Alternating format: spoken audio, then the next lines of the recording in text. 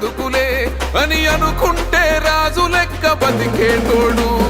ప్రతి ఇల్లు నా ఇల్లే అనుకున్నాడే, అందుకేగ మీ అందరి మాట పడ్డాడు.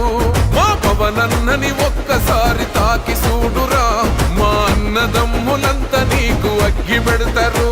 మా పవనన్న ఆశయాన్ని వచ్చి చూడురా, జల్పగోడైన జనసేన జెండా పడతాడు. పిఠాపురం మేము పిఠాపురం ఎమ్మెల్యే గారి తాలూకా, అసెంబ్లీల పులి కూసుందిరా సూడిగా.